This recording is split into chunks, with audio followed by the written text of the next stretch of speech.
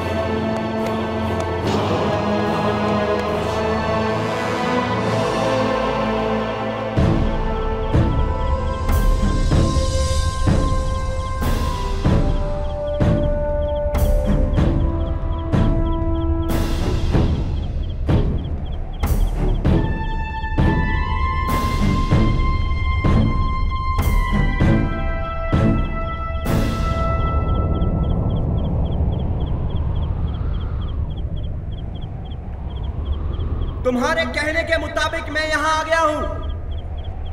बाहर आओ।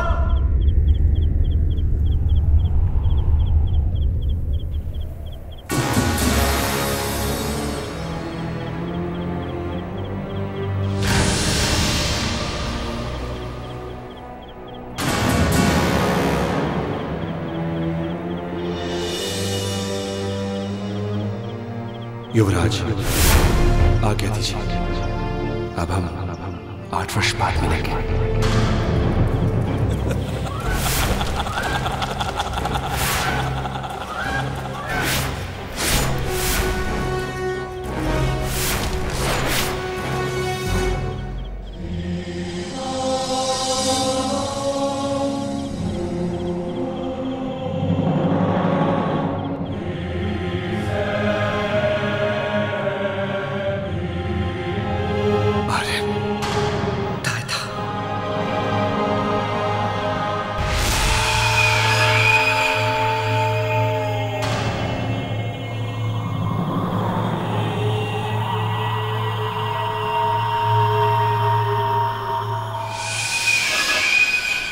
गिरफ्तार कर लो इसे। गिरफ्तार कर लो इसे।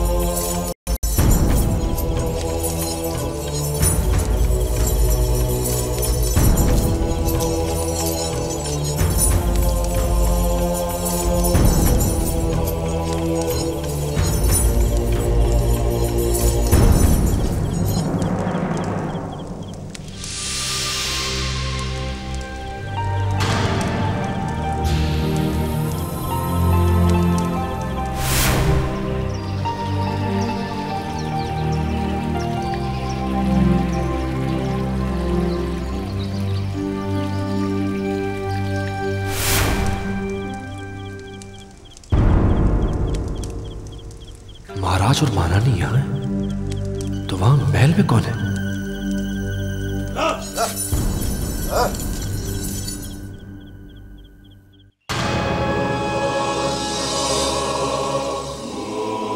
बताओ, जब राजकुमार आर्यन बहुत छोटे थे तो उनके साथ क्या हुआ था? उन्हें ननिहाल में पीलिया रोग हो गया था। उनके जन्म लेने के ठीक 20 दिन बाद। कुल मंत्र बताओ।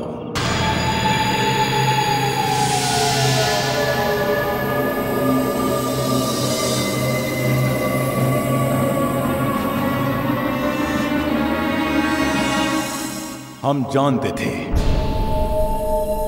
ये प्रश्न हमने जानबूझकर ही पूछा था। सुनो भुजंग, इसी प्रश्न का उत्तर हमारी आगे की योजना है। अब समय आ गया है जब राजकुमार आर्यन को उसके असली माता पिता से मिलवाना होगा। सर्वशक्तिमान, मैं आपका ये इशारा समझ नहीं पाया। राजकुमार आर्यन के उत्तराधिकारी समारोह की तैयारी करो। उसे आधिकारिक रूप में सुनारगढ़ का युवराज बनना होगा और राज तिलक के वक्त रतन सिंह को युवराज आर्यन के कानों में वो कुल मंत्र कहना होगा।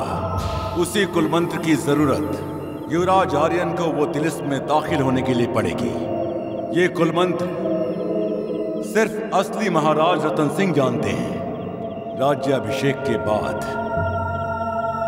हमें उनकी जरूरत नहीं पड़ेगी। मैं नहीं मानता। दुनिया में ऐसा कोई आदमी नहीं है जो सूर्यवंशों के कुल मंत्र को नहीं जानता। एक मनुष्य है, राजपुरोहित। हर वंश का राजपुरोहित अपने यजमान का कुल मंत्र अपने पास सुरक्षित रखता है।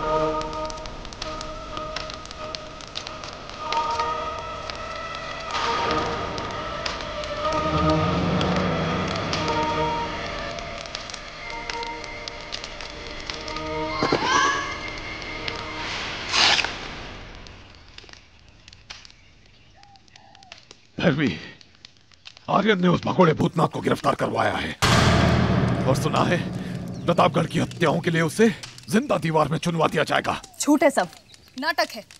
प्रजा की आंखों में धूल झोंकी जा रही है। राजा अपने पाप किसी और के सर पर डालकर गंगा नहाना चाहता है, लेकिन हम उससे अपने इंतकाम की आग पर पानी नहीं डालने देंगे। फिर भी बेटा, ये पता लगाना तो जरूरी है कि सच क्या है, और सच सिर्फ भूतनाथ जानता है। भूतनाथ को काल कोठरी से निकालना होगा आज रात।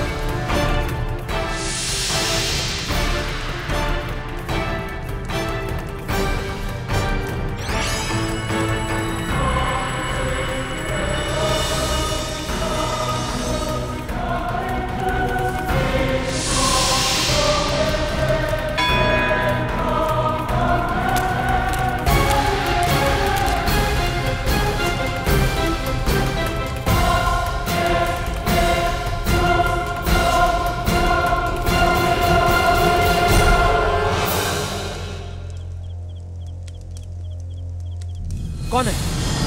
मैं भूतनाथ। महाराज, अगर आप यहाँ हैं तो वहां महल में वो फरेबी कौन है? वो फरेबी नहीं, भुजंग का फैलाया हुआ मायाजाल है। मायाजाल? कुछ शैतानी ताकतें उसके साथ हैं जो उसे इतना शक्तिशाली बना रही हैं। हमें विश्वास था कि भूतनाथ बाहर है, वो हमारे कुल दीपक को उस भुजंग के हाथों बुझने नहीं देगा। लेकिन तुम्हें यहां देखकर हमारी आशा का सूर्य अस्त हो गया है। भूतनाथ, किसने गिरफ्तार करवाया है तुम्हें? दुर्भाग्य से राजकुमार आर्यन ने। राजकुमार आर्यन गुरुकुल से वापस लौट आया है? कहाँ है वो? अब तो काफी बड़ा हो गया होगा ना? कैसा है वो भूतनाथ? कैसा है मेरा लाल? अच्छे हैं, सुंदर, सुडौल, सजीले, जवानी के द्वार पर कदम रख दिए हैं उन्होंने। भूतनाथ, इन अभागी आंखों को न जाने कब उसे देखने का अवसर प्राप्त होगा।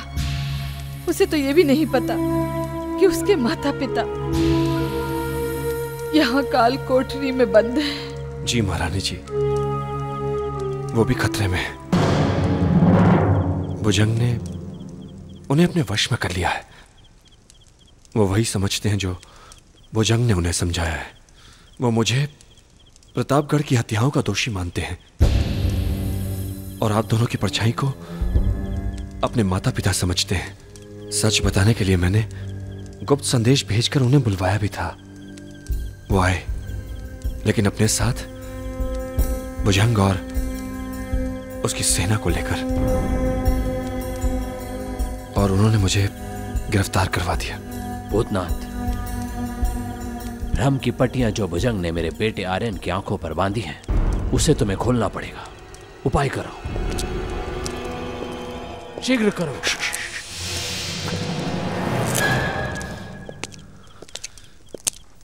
सो जाइए महाराज, रात बहुत हो गई है। किसके इंतजार में हैं? अपने बेटे के इंतजार में।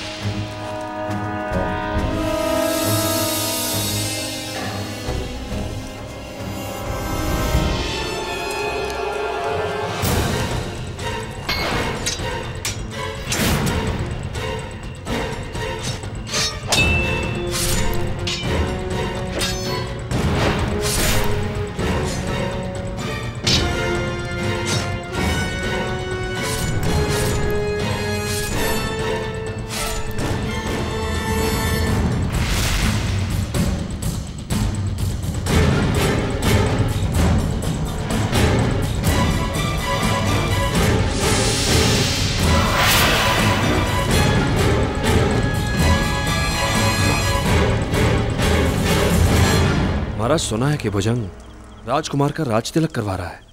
आर्यन को युवराज पद की शपथ दिलवाई जाएगी।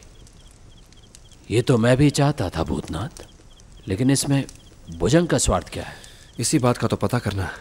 भूतनाथ, मुझे इस बात की हैरानी हो रही है कि कुल मंत्र केवल मैं ही जानता हूं, फिर मेरे बिना। हाँ,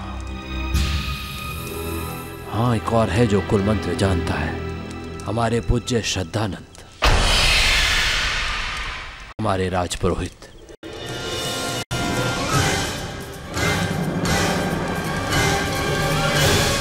राजपुरोहित जी, इसका मतलब उनकी जान खतरे में है और भुजंग उनसे मिलने जरूर जाएगा।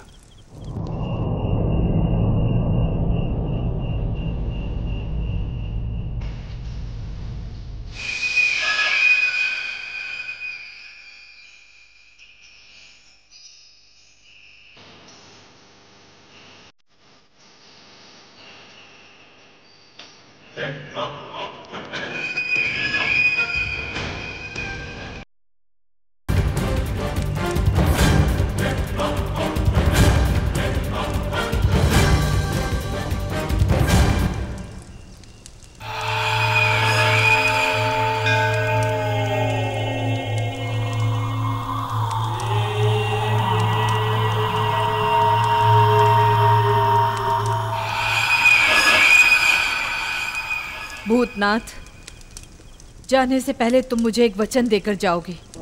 तुम हमारे आर्यन का भुजंग नाम की इस काली छाया से पीछा छुड़ाओगे।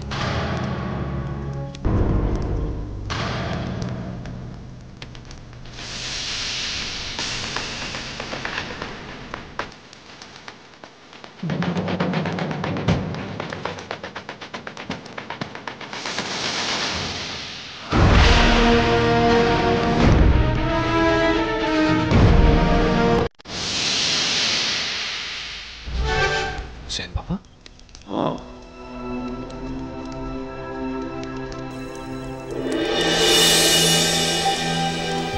राजकुमारी भैरवी अब जिंदा हैं? नहीं, हम अपने कानों में पिघलता हुआ शीशा डाल सकते हैं, लेकिन हत्यारे की जुबान से अपना नाम नहीं सुन सकते। तुमने हमसे हमारे माता पिता ही नहीं छीने, बल्कि हजारों औरतों का सुहाग उजाड़ा है। न जाने कितने बूढ़े माँ बाप के सामने उनके जवान बेटों को लहूलुहान किया है तुमने। भूतनाथ, तुम ऐसे दरिंदे हो जिसने जलती हुई आग में बच्चे, बूढ़े और औरतों को झोंक डाला। और जुल्म के सामने तो जुल्म भी ठहरा जाए। तुमने हजारों प्रतापगढ़ के निर्दोष लोगों की आंखों से पानी नहीं, लहू की धारा बहाई है। भूतनाथ, प्रतापगढ़ की बेटी जब तक उन सारे हथियारों को चुन चुन कर नहीं मार डालती, चैन की सांस नहीं लेगी। प्रतापगढ़ हत्याकांड को अंजाम देने वाला राक्षस हमारे सामने खड़ा है। शांत राजकुमारी, आप मुझ पर इल्जाम लगाए जा रही हैं और मुझे सफाई का एक मौका तक नहीं देती। मैंने तो अपनी अंतिम चंद सांसें ले लो भूतनाथ। देखिए, वक्त नहीं है मेरे पास। हुसैन बाबा, कम से कम आप तो मेरी बात समझिए। भैरवी, वार कर।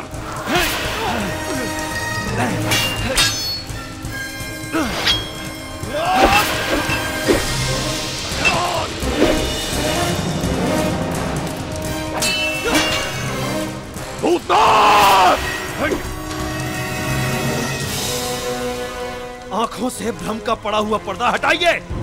जिसे आप सच मानती हैं, वो आपको सिर्फ दिखाया गया है।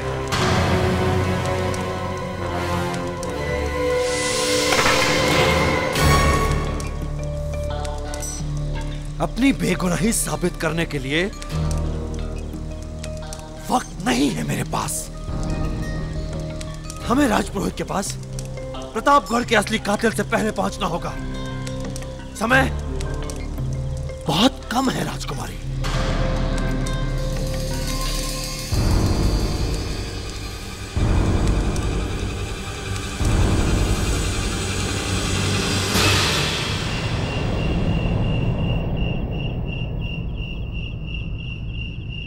महाराज, आपने क्यों कष्ट किया?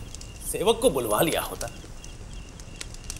आप हमारे राजपुरोहित हैं, हमारे पूज्य हैं, और फिर प्यासा ही कुएं के पास आता है। आज्ञा कीजिए महाराज। सोच रहा हूं कि राजकुमार आर्यन को रियासत का भार सौंपकर निश्चिंत हो जाऊं। अति उत्तम विचार है महाराज।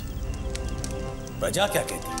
प्रजा भी यही चाहती है, और इसका एक और कारण भी है, मेरी याददाश्त। जब से भूतनाथ ने विश्वासघात किया है और प्रतापगढ़ के लोगों का नरसंहार किया है, मैंने एक मित्र खो दिया है।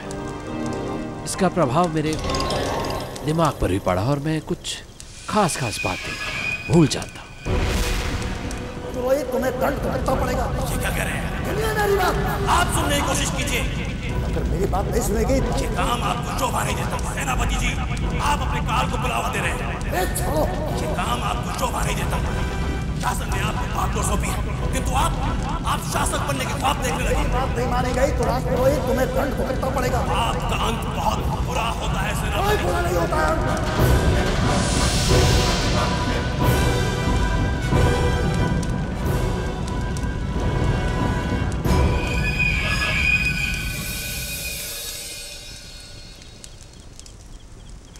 अब मेरी याददाश्त को ही देखिए।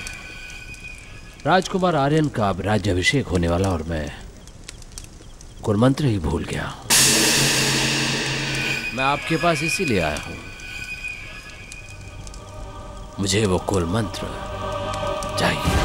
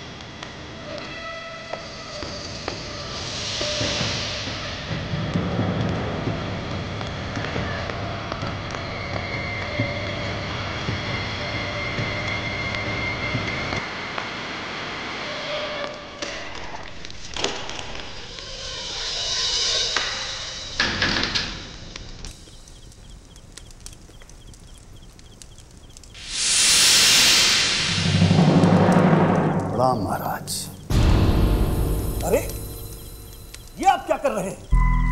सेवक को देखकर स्वामी उठेगा तो धरती फट पड़ेगी, आसमान गिर पड़ेगा, और फिर मुझे तो नरक में भी जगह नहीं मिलेगी। फिर हमें स्वर्ग में रहना पड़ेगा। अरे महाराज, आप भूल गए, लेकिन आपको कारागार में बंदी बनाकर मैं ये नहीं भूला कि सेवक और स्वामी के बीच जल और मीन और मगरमच्छ नहीं नहीं नहीं नहीं नहीं, जल और मीन का संबंध होता है, अरे, सेवक ने अब तक स्वामी को प्रणाम नहीं की। ओह, कितना दुष्ट और पतित हो गया हूं मैं। हे पतित पावन, जी क्षमा करें। इसके अलावा आप कर भी क्या सकते हैं, क्योंकि आप तो बंदी हैं।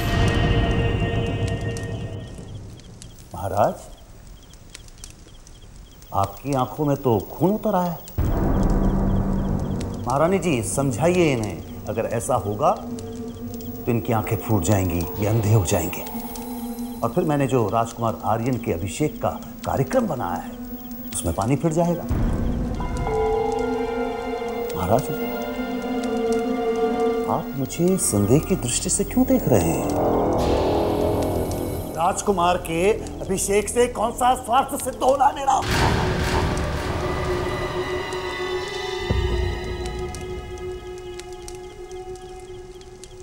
परंपरा के अनुसार आपको राजकुमार के कान में कुल मंत्र पढ़ना होगा। याद रहे, कान में सिर्फ कुल मंत्र, बस। अगर कल की स्थिति का कोई भी फायदा उठाने की कोशिश आपने की तो राजकुमार के अभिषेक के कार्यक्रम को शमशान भूमि में बदल दूंगा मैं। और सोनारगढ़ दरबार में प्रजा राजकुमार को बधाई देने आएगी। सोनारगढ़ दरबार में प्रजा अपने फूल आर्यन की अर्थी पर चढ़ाकर जाएगी। आज्ञा दीजिए महाराज, अभिषेक के साथ साथ चिता का भी इंतजाम करना है। प्रणाम महाराज।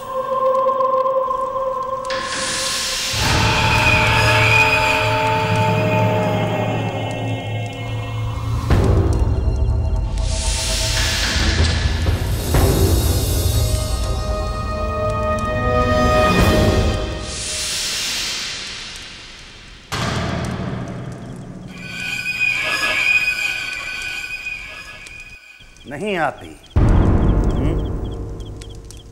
नींद बिल्कुल नहीं आती, क्योंकि जब पता हो कि आने वाली सुबह मौत का पैगाम लेकर आ रही है तो नींद बिल्कुल नहीं आती। महावीर भूतनाथ, आप जाग रहे हैं, बहुत अच्छा कर रहे हैं,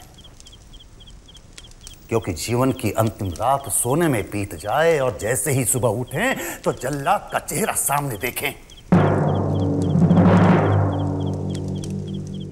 बड़ा अन्याय है ये, बहुत बड़ा अन्याय।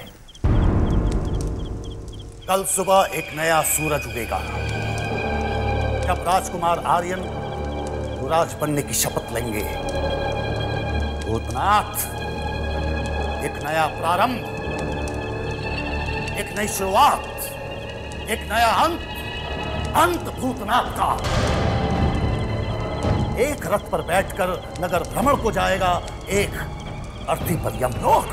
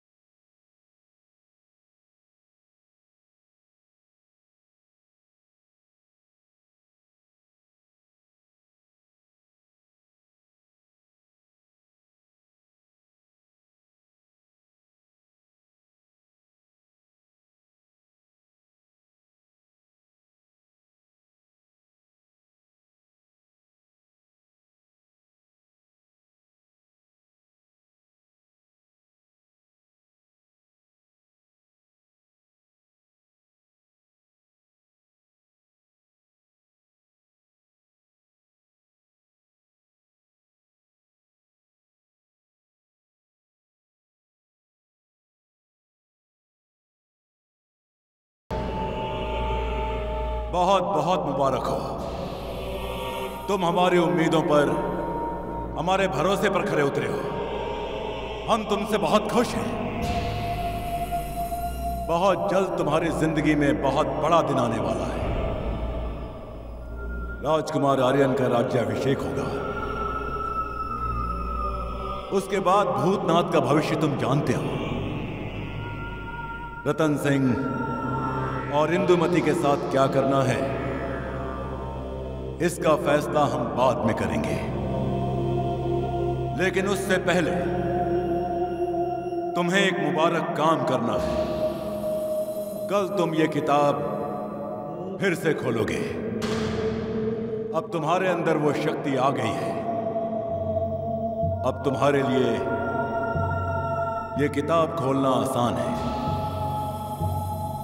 कल सुबह सूरज निकलने से पहले तुम गंगा में स्नान करोगे और इस किताब को एक ऐसे कमरे में रखना होगा जहां बिल्कुल अंधेरा हो, ताकि सूरज की पहली किरण सीधे इस किताब पर पड़े, कहीं और नहीं। और उसके बाद तुम्हें क्या करना है, यह किताब तुम्हें खुद ब खुद बताएगी। निकट है, वो समय अब बहुत निकट आ गया है। जब तुम झुकोगे, तुम्हारे साथ साथ ये सारी धरती झुकेगी, आकाश झुकेगा, सितारे बदल जाएंगे, सब कुछ बदल जाएगा। अंत, अनंत।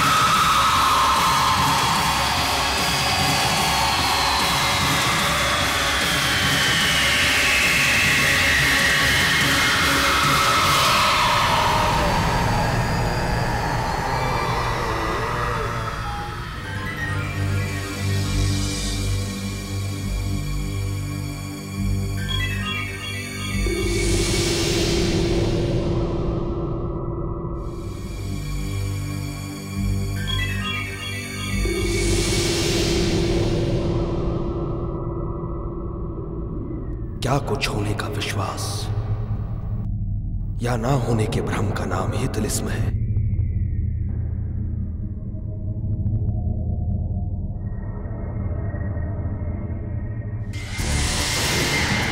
कुल मंत्र बताओ, कुल मंत्र बताओ।